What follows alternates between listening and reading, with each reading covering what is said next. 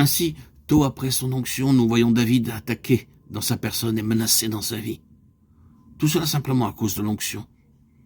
Il aurait pu dire, eh bien oui, si je n'avais pas reçu l'onction, je n'aurais pas tous ces ennuis. C'est à cause de cette onction que je me trouve plongé dans de telles difficultés. Ce qui revient à poser l'alternative suivante. Vaut-il mieux laisser l'onction à d'autres et ainsi avoir la paix et échapper au diable? Ou vaut-il mieux demeurer sous l'onction à cause du but que Dieu a en vue?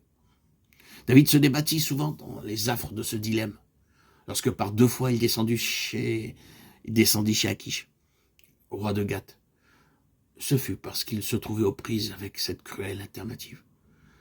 Les conséquences de l'onction se présentaient à lui sous un jour si aigu que l'homme charnel qui était en lui ne put y tenir et chercha son salut dans la fuite.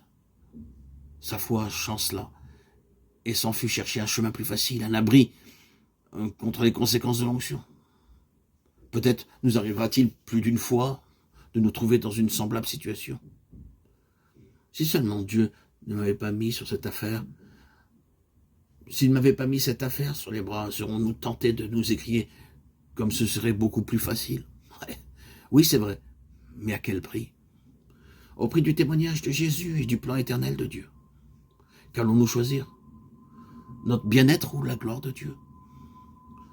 La vie relativement facile qui s'offre à nous, ou les besoins profonds du souverain de l'univers? N'oubliez pas que l'onction qui est à l'origine de cet antagonisme spirituel et qui nous vaut constamment de nouvelles luttes porte avec elle le secret du triomphe fatal. Ce ne sont pas nos capacités, répétons-le, ou nos ressources personnelles qui nous assureront la victoire, c'est l'onction. Notre courage pourra vaciller, c'est vrai, comme celui de David. Nous serons parfois tout à l'opposé du triomphe. Nous pourrons nous sentir désarçonnés intérieurement. À l'heure de la bataille, nos yeux se porteront peut-être vers quelques refuges où nous pourrions mettre bas les armes. Oui, notre foi pourra chanceler, mais quelle merveille! Dieu en soit béni, et quel réconfort que cette histoire de David.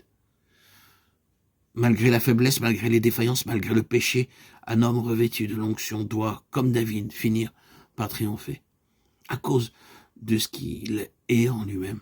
Non pas à cause de l'onction qui remet constamment les cœurs droits sur le chemin de la victoire. Quand on lit les psaumes, qui sont un peu une biographie de David, on ne peut pas échapper à la conclusion qu'en dépit de bien des faiblesses et de bien des fautes, pour ne rien dire de son péché, David était un homme au cœur droit.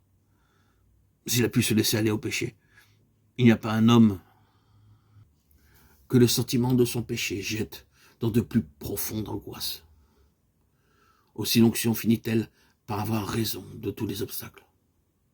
Courage, courage, courage, car si l'onction est pour nous une occasion de conflit, c'est elle qui met entre nos mains pour finir les armes qui décident de la victoire.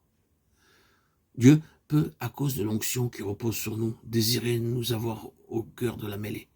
Mais ce n'est pas pour nous abandonner à nos propres forces ou pour que nous nous tirions d'affaire avec nos pauvres ressources humaines. C'est l'onction qui est l'élément déterminant. C'est elle qui nous conduit à la victoire. Et pour finir, nous serons tous bien obligés de le reconnaître et de dire, Seigneur, si j'ai fini par triompher, je n'y suis pour rien. Il y avait quelque chose en moi, ou plutôt il y avait quelqu'un avec moi à qui, je le sens bien, je dois tout dans cette affaire. Dieu soit loué pour cette onction bénie.